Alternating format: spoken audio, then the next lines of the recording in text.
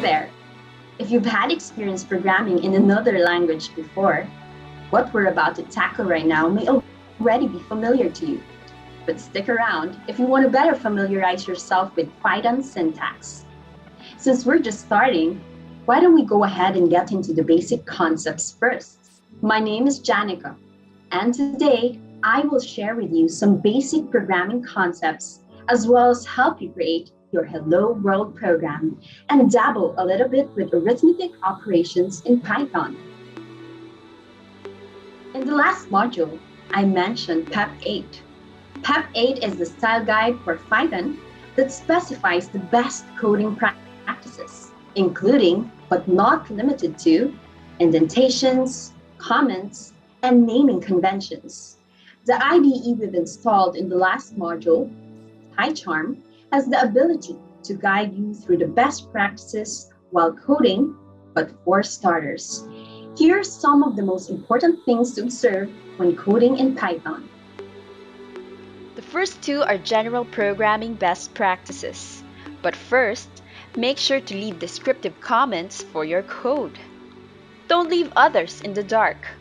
Use comments to summarize what your code does to make it easier to understand for others. For block comments, use 3 quotation marks at the beginning and at the end of the block of text. This is an example of a block comment. Easy, right? For single-line comments, you just need to use the hash sign at the beginning of the text. This is an example of a single-line comment. You need to put another hash sign for each line of comment. Second, use sensible names for your variables and functions. Avoid naming them as ABC, XYZ, FOO, and BAR. Using random words and letters will definitely confuse other people, and most likely you, yourself, in the long run. Third, use snake underscore case as your naming convention. Snake underscore case is basically lowercase naming with underscore serving as its separator instead of a space. And last, be wary of your indentation, especially with functions. Python functions don't come with brackets after all. You'll learn more about this in an upcoming module. So now that you know some of the best practices, we're going to begin coding. Let's open PyCharm Edu, the IDE we've installed in the previous module. If you prefer using any other IDE, that's fine. Just make sure you have Python configured in your chosen IDE. Now to begin. If you're launching the IDE for the very first time, click on Learner. After this, click on New Project. Then change the highlighted text Python Project on the location field with My First Python Code. Leave everything else unchecked and click on Create. What you'll see upon loading is a sample script generated by PyCharm. To run this, simply click on the green button. It should print, "Hi, PyCharm." Now, just like any other programming language, Python has built-in functions both to ask for user input and to display output. For user input, we use input, open parenthesis, close parenthesis. And for output, as you can see on line 9, we use print, open parenthesis, close parenthesis. To display any output, simply enclose the desired output with the open and close parenthesis of the print function. Now, to let you try it by yourself, let's create your own Python script. To create a new script, just right-click on the folder named My First Python Code. Hover over New, and then click on Python File. For the name, simply type hello, then hit enter to create a new file named hello.py. Let's now try using the print function by creating your first Hello World program in Python. Simply type in print, open parenthesis, quotation mark, hello world, exclamation point, quotation mark, close parenthesis. Don't forget the quotation marks. You need the quotation marks for strings, meaning an output composed of characters like this one.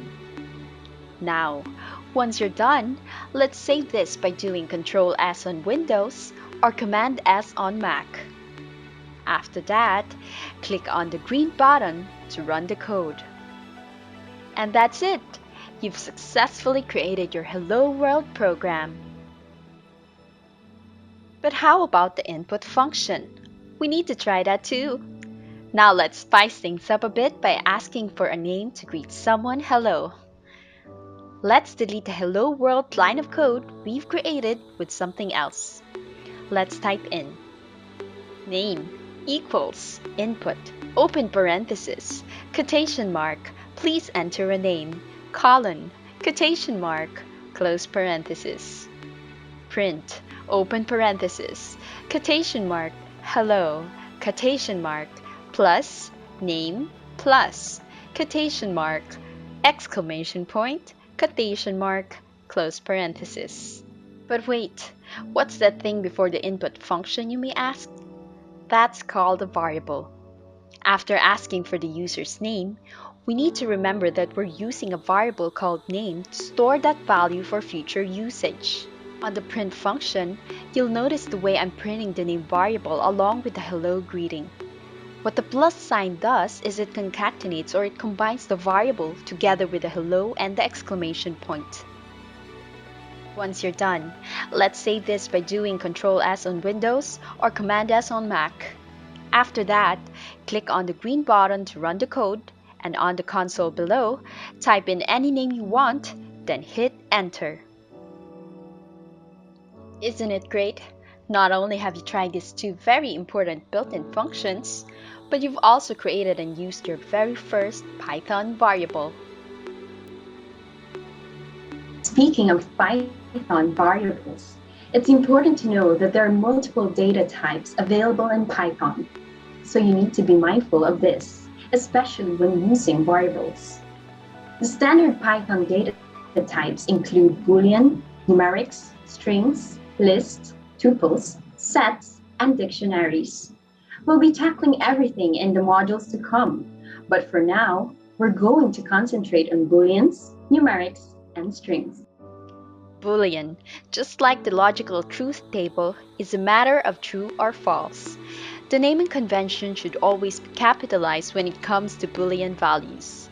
If we're going to run this code, using the type function, we're able to verify that the answer variable indeed contains a Boolean value. Answer equals true.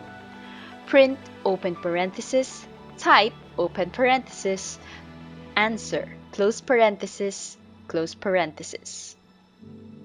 You'll encounter Boolean values a lot in the upcoming modules, particularly for logical operations and loops, so stay tuned.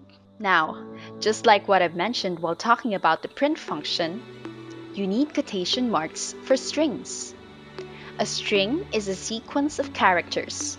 Therefore, if we're going to run this code, using the type function, we're able to verify that the greeting variable indeed contains a string type value. But what about numerics? Numbers in Python could either be a float or an integer.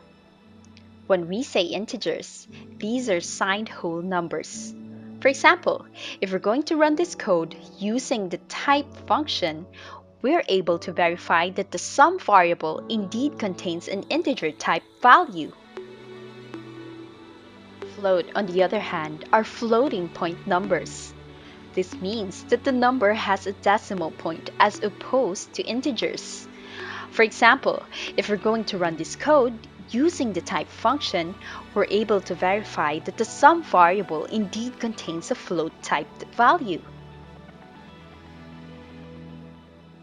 Hate it or not, we can't talk about numbers though without dealing with math at some point. So why don't we try doing some arithmetic operations in Python while we're at it? There are 7 arithmetic operators in Python: addition, subtraction, multiplication, division, modulus, exponentiation, and floor division. You can use these operators interchangeably to form an arithmetic expression. It's also important to note that Python arithmetic expressions follow the PEMDAS rule. Therefore, you could also make use of the parentheses to specify the precedence. What we have here in code are sample arithmetic expressions. If you'll notice, Python followed PEMDAS by executing 5 divided by 3 first before adding 10 to the quotient. By using parentheses, however, we can easily change the order of calculation of the expression. Notice how this time 10 was added to 5 first before getting divided by 3, resulting to a new output. We could also do floor division to get a quotient without any remainder. See how the trailing 0.6666666 disappeared? Lastly, you could make use of the modulus operator to see if a dividend in a divisor has a remainder or not. This is useful when determining odd, even, or divisible numbers. The output for this is 0, since 15 is divisible by 3. However, if we change this to another number that isn't divisible by 3, then it returns the remainder. Amazing, isn't it? Python also comes with other built-in mathematical functions, which can be used for complex equations such as trigonometry and logarithms. Feel free to explore and use these to your liking. So, for this module, we learned some basic programming concepts, such as some best coding practices, the print and input function, variables, and data types. We were also able to create our Hello World program and explore basic arithmetic operations in Python. In our next module, we'll be talking more about logical expressions and control flow statements. Thanks for listening and see you on the next one.